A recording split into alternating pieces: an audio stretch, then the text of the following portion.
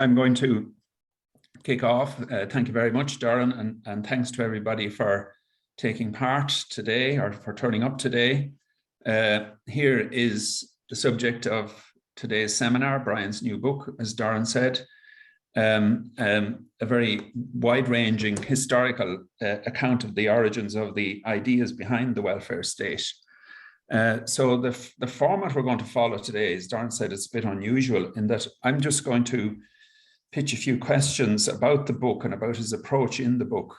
And he's going to respond to those. And so as we go through the session, if people have questions that they want to throw in, they can put them into their Q&A box down or type them into their Q&A box. And towards the end, I'll get around to looking at those and take as many of them as we can.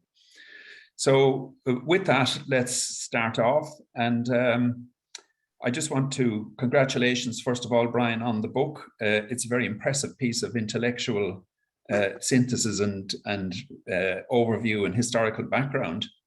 And could I just start with a question related to the nature of the book, and that it is really, it's an intellectual history. Now, it's the title, The Three Roads to the Welfare State, is an echo of Esping Anderson's book, The Three Worlds of Welfare Capitalism.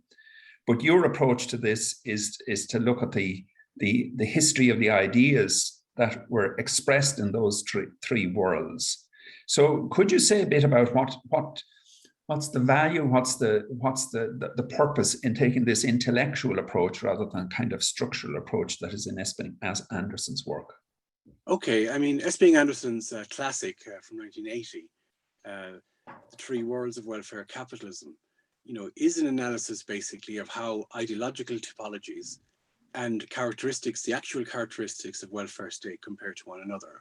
So can you basically come up with a taxonomy that then you can place using, say, data on things such as decommodification and other ways of measuring the outputs of, if you will, state activity redistribution and so on. Decommodification is the extent to which benefits allow people to withdraw from the labour market at various stages and ways. So basically, Esping Anderson's book is very much a comparative technical book, drawing on OECD data and so on. But the big idea behind that book then is the idea that there are three worlds of welfare capitalism. And this became my starting point for a very different kind of approach. So the way I come at it is basically as I look at the genealogies of the three big sets of ideas that there are, if you will, for thinking about social problems in the European case. One set is associated with Christian conservatism in various ways, and then this gives way or becomes over time what we would now call Christian democracy.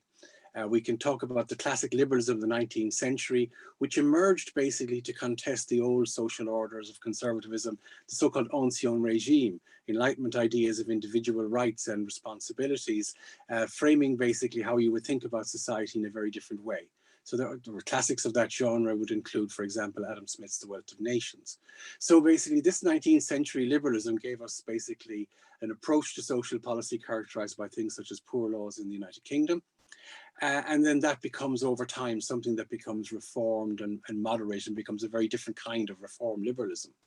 And then we can talk about a sort of a third set of ideas that have basically acted upon basically debates about social problems. And we would call these perhaps socialist or social democratic. So the idea of socialism is basically that if liberalism is all about dealing with some of the blockages and fixed social orders of the ancien regime, then socialism is very much about dealing with the inequalities that have been produced by industrial society.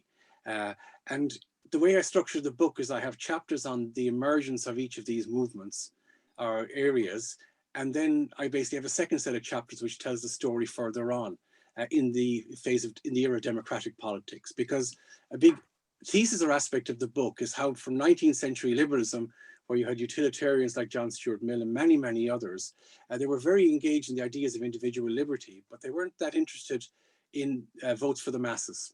Similarly, there's a difference between the kinds of socialism that basically envisaged re-engineering society and a social democracy where democracy was very much a part of it. And quite similarly, again, in the 19th century, we can see Catholic responses to modernity as quite authoritarian. and anti-democratic and anti-modernist. But these gradually giving way in post-Second World War era, for the most part, to ideas of Christian democracy. So it's welfare capitalism within three traditions that move from pre-democratic to democratic. And that's very important for thinking comparatively about social policy, because when we think about theories of social policy in the round, or about comparative social policy, one version of this is that ideology matters. So ideologies here, we can talk about three sets or genealogies of ideological approaches. But we can also talk about basically how social change itself is an aspect, how social policies themselves are functional responses to social change. So yes, we can see in the pre-democratic era, the emergence of social policy that is very much about solving problems as the elites perhaps understood them. But in the democratic era, it becomes much more important and necessary to sell your vision of the good society and your social policy approach to an electorate. Now, these electorates start very narrow, but they become broader and broader. And, so when people talk about methodologies for undertaking comparative analyses and theories behind them, they might talk about ideology as a class mobilization thesis question, as in to what extent do class politics or other forms of ideological politics shape what we do about social problems. So the idea is basically, I guess, simplifying enormously, the more left-wing parties win elections, the more left-wing social policies you get, and so on. And the other version, of course, is that basically there's a modernization thesis that says as societies modernize and change, they need kind of certain kinds of infrastructure. So a mostly urban society needs a certain kind of infrastructure. The Industrial Revolution created needs for education and other things. It also created a need for a very different model of welfare than that of the Elizabethan poor law, say, in England. So there's a functional aspect to these things, and then there's an ideological aspect to these things. And the title of my book, yes, it's a play on S. Bing Anderson's big idea that of the three worlds of welfare capitalism as a sort of three dominant sets of ideas. But then the idea of roads are that each of these ideologies themselves are responding and changing themselves over time to social change as societies modernize and so on. So the way in which I do this then is I mostly look at the main ideas and debates, often theoretical and conceptual debates, key books by various figures, books that exemplify very dominant political positions at certain times, and explain these to my readers. And I kind of try and show how ideas change as we move along. And I kind of see these sort of three worlds, these three roads to the welfare state, or three worlds of welfare capitalism, as S. Bing Anderson did. That typically in many European societies, no one ideological model wins out totally. And that in democratic politics, what you tend to get are different ideologies vying for competition. So for example, in Ireland, you have, yes, Catholicism dominating political debate for quite a lot, but also behind that then, a state apparatus inherited from pre-independence times that's founded on liberalism. So we can talk about Daniel O'Connell as a liberal politician as well as a Catholic politician, as well as a Christian Democrat politician, I suppose.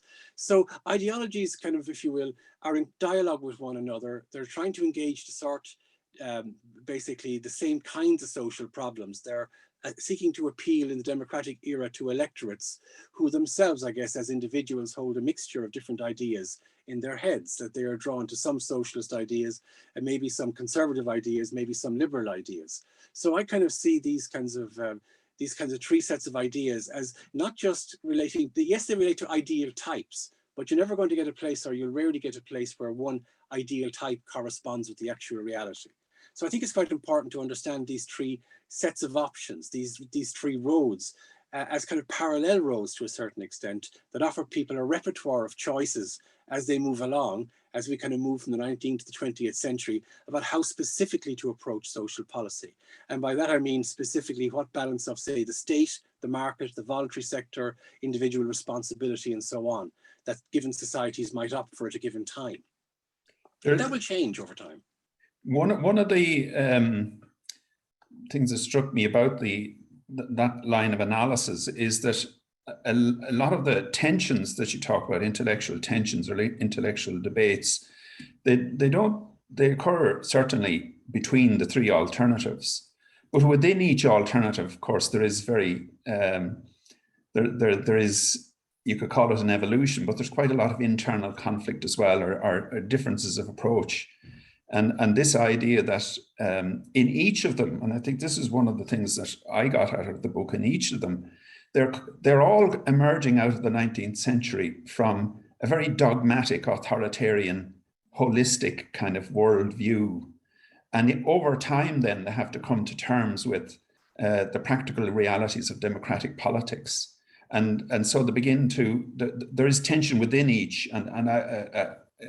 You have these intermediate figures from the early 20th century who are acting as a kind of a bridge between the 19th century versions and the later 20th century versions. And I just mentioned one of the figures that, you would be surprised to see figure so strongly in a book about social policy and the welfare state is on the Christian democracy side is Jacques Maritain. Yeah. I mean, he's not someone that students of social policy often hear about in the lecture halls. So could you just say a bit about that, about the role that he played in making that bridge between 19th century Catholic social teaching and the Christian democracy that emerged after the war and became so important in shaping the European welfare state? Yeah, so Christian democracy, is kind of one of the three modern variants, I guess, that we have. So in other words, you basically have reform liberalism, as in liberalism that basically includes some commitment to some state activity, and also social democracy. So Christian democracy is an ideology that influenced the development of what became the European Union in the aftermath of the Second World War, and has been quite strong within certain member states. So this essentially comes from sort of a Catholicism that has kind of abandoned its battle with modernity and kind of come to engage and embrace it in certain kinds of ways. Now, in certain settings, Catholicism was basically quite anti-democratic. For example, at the beginning of the 20th century, Catholic modernists were very drawn to kind of alternatives to democracy, to vocational structures that would replace democracy. And they kind of, I guess, those who thought about it theoretically imagined they would create a society that would design out class conflict and create a society in which Catholic or Christian values would flourish. However, that wasn't practically kind of something that worked in many different places. And even in the 19th century, you had Catholic parties or Catholics, in Catholic parties in Germany, certainly, kind of thinking very pragmatically about how they could basically keep it so the Catholics could practice their faith in predominantly Protestant countries. So the Zentrum Party, the Centre Party in Germany, was kind of a Christian democratic party in the sense that it was kind of quite willing to accept the rules of liberal democracy. In the United States also, kind of Catholics accepted, if you will, the American democratic settlement. But in countries, and Ireland was something of an exception in Europe insofar as we were a Catholic country before the Second World War. We had a Catholic majority country, very much a Catholic influenced constitution, but we were also a democracy, whereas many other Catholic majority countries were not democracies at all. And they were drawn towards basically juntas in South America, kind of models such as Salazar's vocational state, or indeed even up to a point, Mussolini's fascism. So in other words, there were these kinds of, if you will, almost church-sanctioned alternatives to democracy that were out there. Within which basically we think about vocationalism as the main theoretical model. Now, Maritain was one of those Catholic intellectuals he was French, and he basically, before the Second World War, had already basically set himself apart from Action Française, which was the big sort of French right movement that was Catholic. And basically he would have declared himself an anti-fascist. He would have been very much against the sort of Franco's regime in Spain and so on and so forth. And he became quite an influential figure during the World War II period, to the extent that his book, Christian Democracy in 1943, was one of those books parachuted into Europe by the various air forces about winning hearts and minds. So the Christian Democrats kind of were in a situation where after the Second World War, they basically filled a gap amongst electorates that were basically quite fed up of authoritarianism, quite scared of the kinds of fascism, but also basically not attracted to state socialism in the Russian sense. So they basically also flourished mostly in those countries that had Catholic regions, such as Alsace-Lorraine and places. And some of these places were countries that were parts of countries like the north of Italy, Alsace-Lorraine, places like Belgium, where no one particular national identity was fixed. So there were certain places where Christian democracy was strong. So Jack Maritain was basically a figure, a huge intellectual figure within Catholic conservatism. Before the Second World War, he would have written the primers that most people who studied for the priesthood looked at when they were trying to understand Catholic social thought and what was called neo-Thomism. In other words, the version of Aristotelian thought adopted by Thomas Aquinas in Summa Theologia, and basically that became the main sort of intellectual sort of machine or ways of thinking that underwrit the papal encyclicals of the late 19th century on social policy, 1891's Rerum Novarum, and then Quadrantissimo Anno 40 years later in 1931. So Maritain was this lay person, very powerful or very influential amongst intellectual Catholics, somebody who basically wrote many books and primers that were used all over the place, all over the Catholic world, to basically teach people about Catholic thought. And at the same time, he became basically somebody very convinced that basically the future of the Catholic world and the Christian world, and indeed the Western world, had to be democratic. Maritain was in a position of influence also in the drafting of the UN Convention of Human Rights. So basically the various ideas of the sanctity of the human person, etc., that find their way into that convention are very much an extrapolation of Martin's own thinking about human rights, drawn from very much Catholic thinking. But Maritain also basically was very keen to, in his later writings, in the writings of his Christian democratic phase, to make it quite clear that no one tradition had the monopoly on virtue here, that indeed many positive things had come out of Protestantism and Puritanism in terms of commitments to tolerance and liberal ideas of rights and so on, and that indeed basically various forms of social democracy address injustices. So what basically Europe needed was a sort of a Christian democratic movement that basically was rooted very firmly in democracy. And it kind of broke with, I think, the Second World War, the experience of fascism, the fact that basically fascism itself created a situation where many different types of people on the left, etc., were liquidated. There was a sort of a moment of opportunity where Christian democratic figures in France and Germany and elsewhere and Italy came to the fore. And Maritain would have been the kind of person who would have been addressing their conventions and conferences in the aftermath of the Second World War. Yet he was very much a doctrinaire Catholic theological figure in conservative in many, many ways, and not essentially in no way basically lax or soft or fuzzy about any issues to do with doctrine and faith. But he basically emphasized the need to mobilize all of this within the democratic space. So he basically contributed intellectually to the development of a Christian democratic movement. So I think, yes, he's quite an important figure. And like a lot of figures in the book that I look at, I'm interested in their journey, not just that these people have one set of ideas and that's it. That Martin's ideas himself, they would have changed over a period of time that stretched from the early 20th century to the experience of the Second World War, to the aftermath of the Second World War. And of course, Maritain was still a player at the Second Vatican Council. So Maritain basically would have been the exemplary Catholic intellectual. He wasn't the only one, and many of the ideas that he advocated, ones associated with Catholic thought, even before the Christian democratic post-World War II era, they would have been very much understood by Catholics, generally speaking, who had basically drawn on papal encyclicals. Remember, the Irish Constitution 1937 would have emphasized Catholic ideas in the foreword. It would have had articles on social policy 41 to 44 that very much kind of operationalized Catholic thinking on the family, on the idea of subsidiarity from the state, the idea that the state can be good in certain circumstances, but it should not interfere with community. It should not try and encroach in the religious sphere. It should not try and encroach in the family. So all of these doctrines remained, but what you had in the aftermath of the Second World War was a Christian democratic movement that was quite strong in a number of countries. And this played a role in the development of what became the European Union.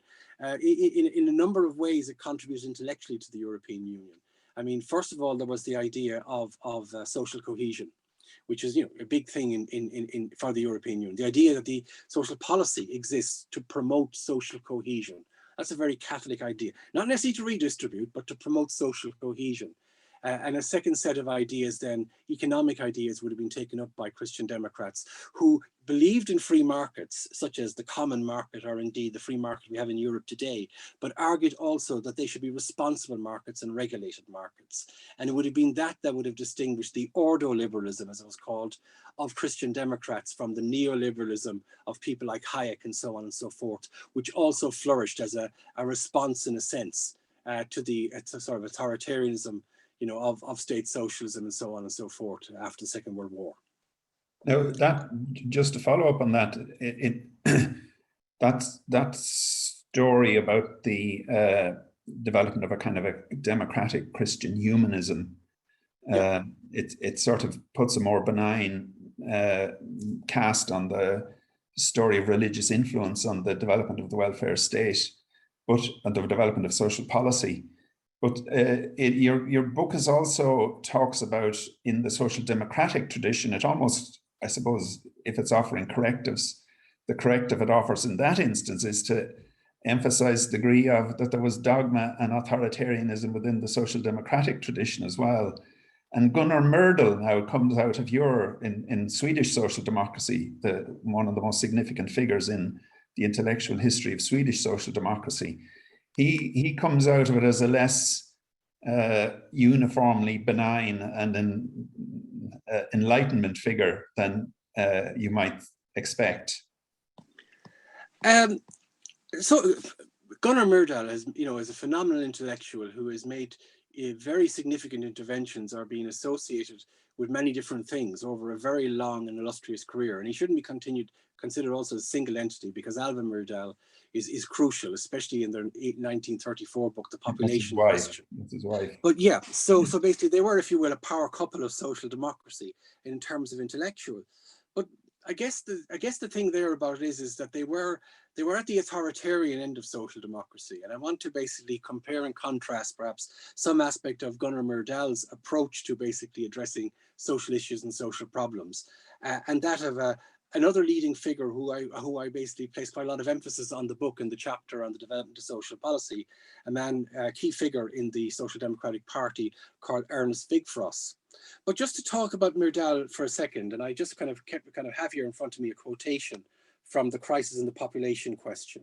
So this is basically a book which is really advocating for the social democratic settlement that's already emerging, in Sweden at that time. But basically, the Myrdals write, for example, that in modern industrial society demands a higher quality of human material than life on the farm. It was necessary to think about how to root out the types of physical and mental inferiority within the population, both mentally retarded and mentally ill, the genetically defective, and persons of bad character.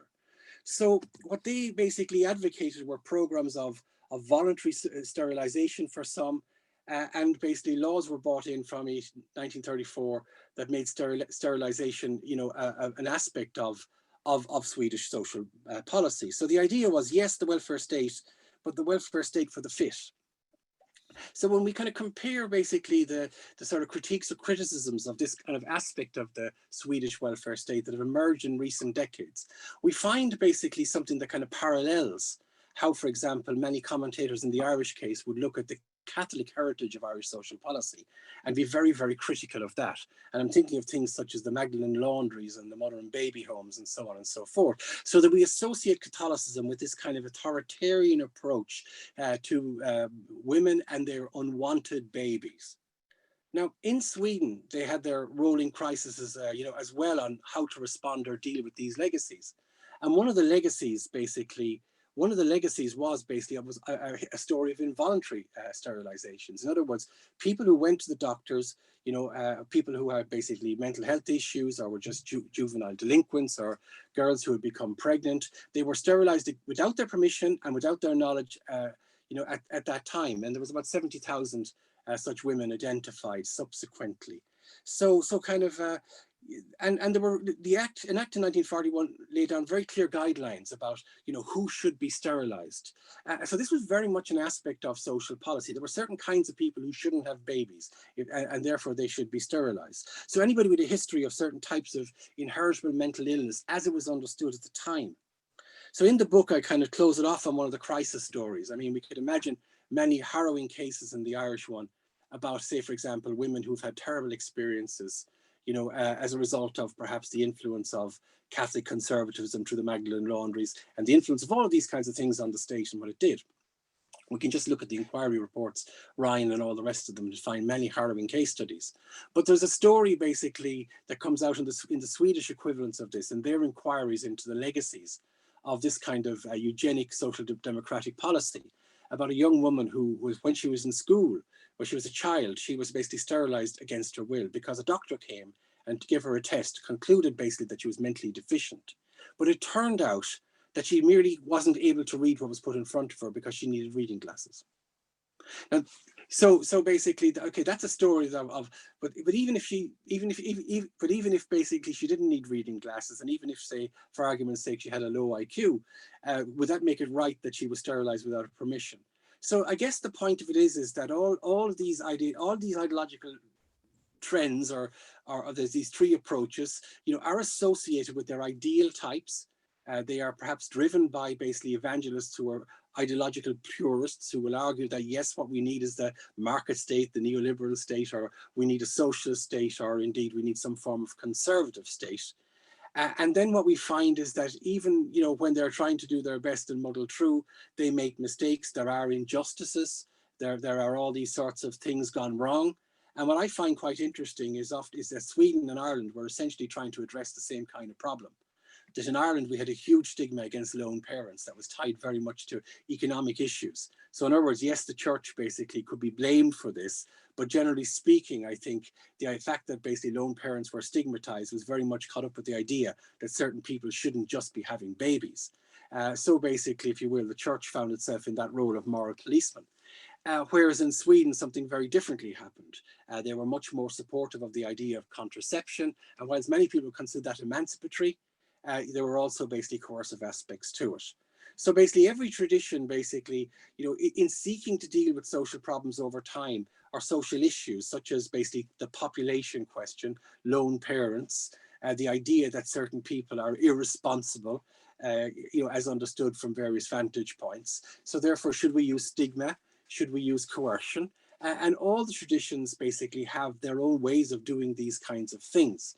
So basically, in that sense, basically, I thought it's quite important to emphasize these aspects of social policy, rather than merely basically present three ideal sets of ways of addressing social problems. Yes, they're all rooted in different philosophical principles and ways of thinking about the world, but the reality of it is that they're all the unvarnished versions of them are often more interesting as they play out in our societies. And there's a suggestion then, particularly I think in your account of the British welfare state and how it evolved from the 1970s onwards, that there was a sense of, in some of the intellectuals commenting on affairs in those days, Crossland is one you mentioned, and that the elites, if you want to use that term, the intellectual elites of the labour movement in Britain were in constant danger of losing touch with their democratic voters, and that the crisis that occurred in the British Labour Party, or the British Social Democratic tradition, if you want to call it that, was, in the minds of some of these intellectual commentators, caught up with the inability of the leadership of the socialist tradition in Britain to keep in touch with its base. And this is, of course, is a theme that's very common, very well recognized now around the Western world, when there's this resurgence of right-wing populism, that struggle with dogma and authoritarianism and with the realities of electoral politics has still been going on. It's part of the story that's there since the 19th century, but that story is still very much alive in the last 25, 30 or 40 years. Yeah. Some of the figures in the book in Sweden and the United Kingdom who, kind of intrigued me a lot were social democrats leaders who emphasized the need to continue to secure democratic legitimacy, to move gradually forward in an incremental way towards basically, a better and better version of social democracy. So people like Ernest Wigforss in Sweden, he coined the idea of what he called social democracy as a movement to produce a provisional utopia. And he would have written, say, in 1925 or so on in one of his books, that none of us know what a good social democratic regime really looks like. We know we need to deal with certain kinds of injustices. We know basically that certain arrangements will work well. It's going to be a process of trial and error. to bring people along with us is going to have to be highly democratic. And as the social democratic projects develops, we're going to have to deepen its democracy on an ongoing basis. So at the sort of, within the social democratic movement itself, especially in the 1970s, when it seemed to be losing momentum, there would have been a wing of people who would have argued that really what it needs to do is further democratize, whether it's democratization within factories, democratization, in terms of how the state is run and so on and so forth, or local government and so on and so forth. So radical democratization. Crosland was one of those figures in the United Kingdom who, kind of broke with they would have been on the left of the Labour Party, but he would have also been concerned, by the 1970s or even earlier, that basically the Labour movement was running out of steam, that basically opposition was building up to the idea of the welfare state as it developed. And indeed, for it to move forward, it needed to continue to legitimize itself and secure consensus for itself. And basically, he would have seen as the enemy here the authoritarian tradition of socialism. That is there. And Crosland would have been part of a generation. I mean, he edited a book that involved people like Arthur Koestler called The God That Failed, which is a critique of basically state socialism in the Soviet aspect of it, or in the totalitarian sort of perspective. So basically, there were quite a lot of intellectuals during the wartime period and afterwards who were quite disillusioned with communism, quite disillusioned with state socialism. And basically, they were kind of, if you will, and some of those basically turned into neoliberals, and others like Crosland tried to be democratic socialists. So I guess Crosland's argument was that unless basically the Labour movement and Labour governments were proved capable of democratizing society and deepening that, they would lose momentum for and lose legitimacy of a welfare state that was already coming to be associated with forms of petty authoritarianism, and so on and so forth. And also social policies that were gridlocked, housing estates that were reproducing poverty onto new generations in different ways. So the legitimacy of the welfare state was being challenged in a number of aspects. And then outside the building looking in, and were the people who became the neoliberals, the people who were influenced by people such as Hayek and others, who had come from Vienna, got involved in the London School of Economics. Hayek wrote his book during the Second World War that got taken up enormously in America and gradually became basically a huge intellectual figure that kind of in the right in Britain and so on and so forth. We would call that neoliberalism now. But when Hayek started off, he was quite clear. The one thing he knew was that basically state socialism and the Soviet sense was bad. This is one thing he fervently believed. He believed it from looking at basically the efforts of socialists in Vienna in the aftermath of the First World War. So he knew, if you will, or he believed that socialism, authoritarian socialism was the problem. And what he was looking for was a system that could be a viable alternative to this. So in his vision, that became a form we would now call neoliberalism. There are, of course, many different versions of neoliberalism, but they're all about basically commitments to ideals of individual liberty and markets as alternative to central planning.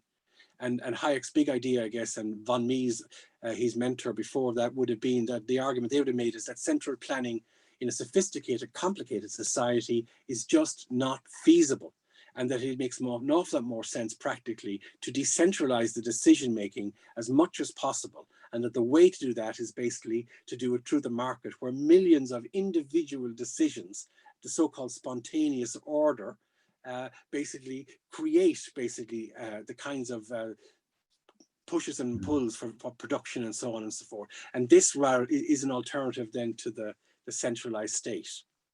Okay. So kind of so yes, within socialism, one of the things I do in the book is I look at basically the tensions between basically the democratic socialists and others. Now, I would include amongst the democratic socialists in the United Kingdom, since Keir Hardie, whose book I look at, but also in the aftermath in the Second World War, Labour leader Clement Attlee. Yeah. Whose two books are actually fantastic. They're really good reads, but they're visions basically of grounding the social democratic movement very broadly. In other words, it needs to be bound up with nationalism. It needs to bring in some of the conservatives. It can't exclude the Catholics, which is something that socialism, perhaps in Europe, was seen as doing. So basically, these are meant to be broad church movements, meant to be gradually moving towards basically a greater developed social democracy, The argument is they can only do so by continuing to win legitimacy as they go along. So that was, if you will, the approach. If I could, I just toss in a question that's come in from Carmel Hannon about on the whole question of fertility and eugenics and the role that it played in the formulation of social policy. Now, one of the strands there is the conflict over patriarchy, and as a form of authority that I suppose you could say was common across all of the three traditions that we're talking about. Where, in your view, does that is it true to say that the struggle about patriarchy and inserting the women's the gender dimension into social policy that was a cross-cutting strand and almost a different road or a road that cut across all the three roads you're talking about? Yeah. Could you just say a bit about that? I mean, the way in which we would teach social policy, I guess, or to undergraduates would be that we would, yes, very much emphasize the sort of ideologies, but then we would quickly introduce gender as a cross-cutting issue. And one of the things I would sort of say about social policy, in terms of how the problems that these intellectual debates are all configured to do, is that they're all kind of, in some respect, concerned with basically family or biological reproduction in some shape or form. And then in a very linked way, they're all concerned with the division of labor. So basically, the division of labor changes as society becomes more urbanized. The sorts of so-called traditional societies that once worked are now societies within which men and women are engaged formally in different roles within an industrial economy. So this keeps changing and changing and producing, yes, from a feminist perspective, its inequalities, but also from any perspective that we look at, it is regulated in various ways. So yes, each of these three traditions could, of course, be usefully and has been usefully, vitally, subjected to a feminist or gender critique. So how do women and how do men fare within these different models? Now, the three different ideological models that we're talking about, these three roads, kind of start off with different kind of suppositions. So, for example, we would sort of see within conservatism and sort of Catholic conservatism a certain kind of ideal of so-called traditional gender roles. We would see with social democracy a sort of a commitment to gender equality in a very different kind of way. So, for example, the rights of women and men to participate in the labour market, and then how then do we deal with that in terms of everything from childcare policy to housing to so on and so forth. So yes, there would be sort of different sort of ideological approaches. But bringing it back to the question of eugenics, what's quite interesting is that eugenics basically is not championed by Catholic conservatives. It's not championed by basically liberals. It's championed by progressives. Eugenics is basically in the progressive tooltip. When you look at Margaret Sanger or basically any of the leading early 20th century feminist advocates of contraception, they basically have very much the same kind of eugenics kind of idea of there's no place for the unfit here, that I kind of quoted earlier from the Merdel's book. That these are glaring and very much part of it. And I think we would need to dig a little bit to understand why that would have been the case. To some extent, these feminist movements were middle-class feminist movements. To some extent, there kind of were anxieties about being, notwithstanding the idea that family planning was a good and useful thing to do, and that the poor should essentially be forced or encouraged very strongly to engage in family planning, lest they become a burden towards others, especially in the democratic age, where I think right across the ideological spectrum, there are quite a lot of fear and anxiety about the poor amongst the so-called educated classes, the idea that these people now in the future would have an equal voice. So there's quite complicated stories here. But certainly the eugenics had its take up very much amongst progressives. It was very much part of progressive policy in the United States, in Scandinavia, and that Germany kind of borrowed it from its template there. That it was that the various efforts to basically build eugenics laws into Britain failed. That there was quite a lot of hostility to these from liberals and conservatives, as in the Liberal Party of the time, and so on and so forth. So basically, and there would have been very little interest in or take up in eugenics in the Catholic world. that would not have been a place to go. This would have been seen as an absolute ideological no-no, given opposition to contraception, abortion, and everything else. So there was a sort of a consistency of Catholic conservative thought around those issues. But nevertheless, each of the societies still had to deal with the same problems. What do you do with people you see having no place in your shiny new modern society? If it's a Catholic version, do you sequester them off and hope they go away? Do you stigmatize them so they don't engage in their so-called deviant behavior? Or do you basically apply some kind of eugenic solution to the problem? So certainly amongst the ideologues, very, very robust, kind of very strongly worded ideas that we really, right up to, and yes, maybe we need to execute the unfit while we're at it. We're in play, right across in the mainstream media, amongst progressives and others. People like H.G. Wells were hugely admired by the Fabians for his book Anticipations, where he imagined basically the eradication of the unfit. Now, and it was George Bernard Shaw's book of the year. It was the book of the year of others in the Fabian Society at that time. They really wanted Wells as a member because he was the kind of person who would bring about this version of socialism they carried in their head, which was very much a top-down elite-driven one, which is very different than the kind of social democratic model that was pushed by Keir Hardie in the Labour Party, by Clement Attlee, by Ernest Wigforss and others. So all of these movements were broad churches. They had their authoritarians, they had their elitists, and they also had their people who were more committed to democracy and so on. And yes, a lot of the biggest and most important battles about social policy take place within social movements as distinct between ideological opposites. Yeah, it is a striking part of the story, all right, that the early feminists, first wave feminists, a lot of them were white supremacists, Protestant white supremacists, and certainly in the United States and some parts of Europe, and that their objective in promoting new legislation on reproduction had a lot to do with keeping the purity of the race. So there is that same evolution there within feminism as within the other strands that you look at from a kind of a dogmatic authoritarian phase, where the champions were very suspicious of the poor or even hostile to the poor or to the outsiders, to a more inclusive, what we think of now as a kind of a liberal humanism that emerged possibly in the Simone de Beauvoir version of feminism is very different from the kinds of feminism that was there before the Second World War. Yeah, I mean, Christian democracy I would kind of associate with liberal humanism in a certain sense. But what's quite interesting is the fact that most of us we tend not to be drawn doctrinarily to the very pure set of ideas, but mostly we take influences from a range of sources. So our thinking might be very much an admixture of, say, it could be of Christian democracy and social democracy, and to a certain extent as Christianity and Christian belief, if you will, and levels of faith and worship have declined in the European Union, you could see that the Christian democratic movement has become more social democratic in one sense.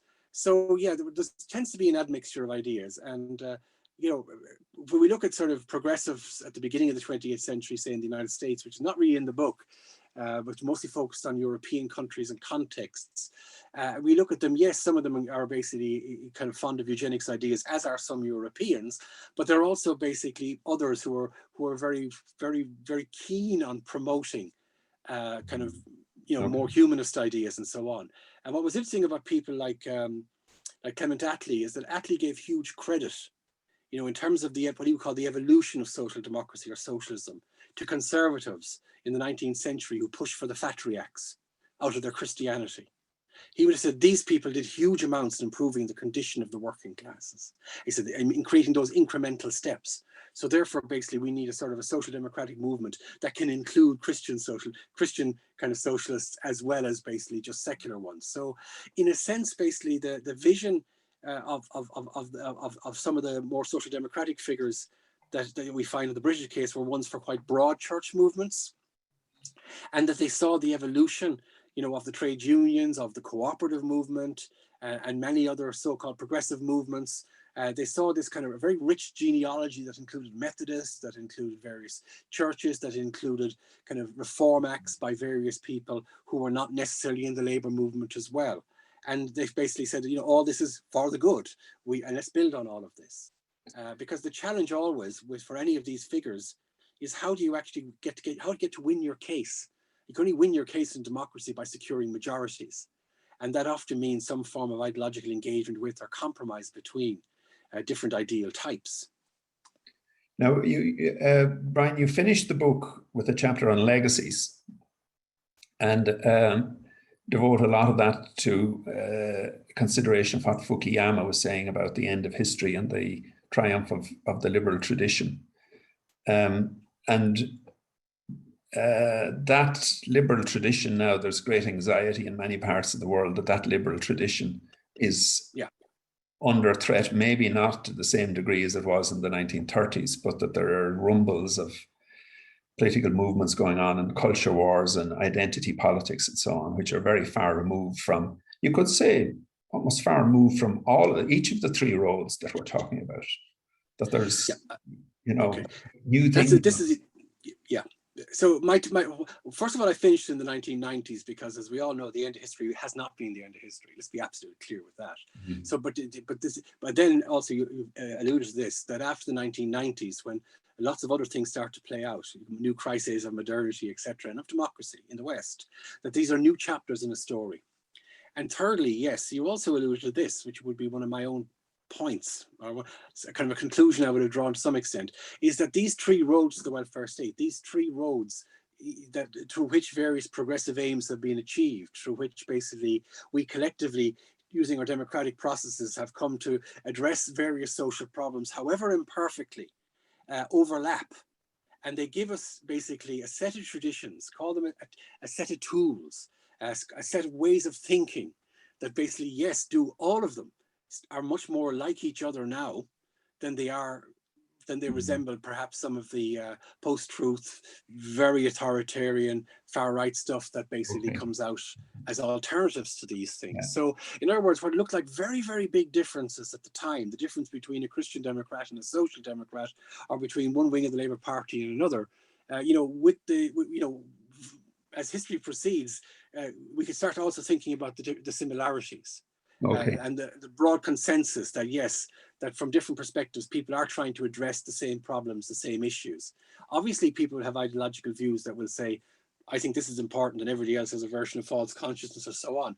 But looked at another way, these are basically the tools, intellectual tools that democratic societies in the West, in Europe, Ireland, elsewhere, have used in various ways and continue to use to try and make sense of a changing world and respond to social problems. And yes, democracy is part of that, dialogue's part of that. And yes, since the 1990s, since Fukuyama's premature declaration of the end of history, we have seen basically many other things happen that perhaps jeopardize all of this in a sense, yeah. Okay, we're coming towards the end now, and I'll just toss in one last question that's come in from Niall about population dynamics, how 100 years ago, a lot of the early thinking about welfare states had to do with population dynamics, migration, how to integrate migrant populations, how to preserve preserving the race. But we're wheeling around now to a new version of population pressures on social policies and welfare states. Is that is there any distinctive about how the three roles that you're talking about are likely to deal with the current version of those population questions? That's quite a complicated question. I mean, I guess the first thing, yes, the questioner is correct. I mean, population and demography are integral to thinking about social policy because, we basically have population change over time, whether it's basically an aging population, demand for labor, immigration, all of these matter of things. And yeah, an awful lot of this gets politicized in different kinds of ways. And yes, we could imagine that in the different ideological traditions, we would basically find different responses. But here's, most of my work's about migration. And I would say the following, is that some of the countries that have put up the most intense barriers against migrants have been the progressive social democratic ones. And some of the ones who have put up the least amount of barriers towards migrants have been the ones that have been closest to free market liberalism. Why? Because, I'm generalizing enormously. to get access to a country where there is no welfare state or very little, and all you need is a driving license to live your life and contribute as much as anybody else. You get your driving license, off you go. People survive in the market and so on. But basically to come to a country like Denmark or Sweden and to be told then by politicians that these people are stealing from our health service, they're stealing from our pension system, they're going to encroach on this very expensive systems of rights we've created for ourselves. That has actually proved to be quite the easy sell, you know, in terms of basically some of the right-wing stuff that we've seen in Europe. So it isn't all happening on the far right.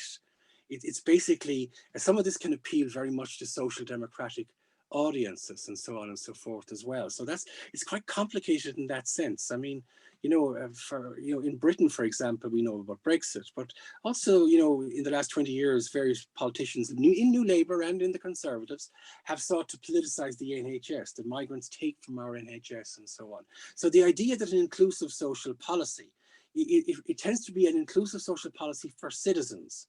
And social citizenship, this idea that we all have equal rights and access to welfare goods and services, applies only to citizens. And then we easily come to the conclusion that non-nationals, non-citizens should be entitled to none of this. So it's often much easier to admit people into an open society where, if you will, the state provides less, I mean, than basically one, I'm talking about politically feasible, than one where basically there's a very complicated systems of rights and entitlements extended to citizens, where the welfare state, in Sweden we'd call it the Folkhemmet model, is very much the national welfare state, the national service for the nation, for the folk, all of these kinds of things, which is very much part of the eugenics thing as well. It's all for the people, the folk, that all of this is for us, not for them. So basically when they come then, that creates a sort of a tension. So, you know, so there's some complicated questions here, and some of the answers are a bit counterintuitive. Okay. All right. Well, I think we have come to a point where I think we can wrap it up at that. And thank you very much, Brian, for giving us the run. Thank you, Tony. It's lovely to see you again in these COVID times. Well, congratulations. End of COVID times. Yes. And thank you so much. Yeah. Okay. And so I think we'll bring it to an end at that.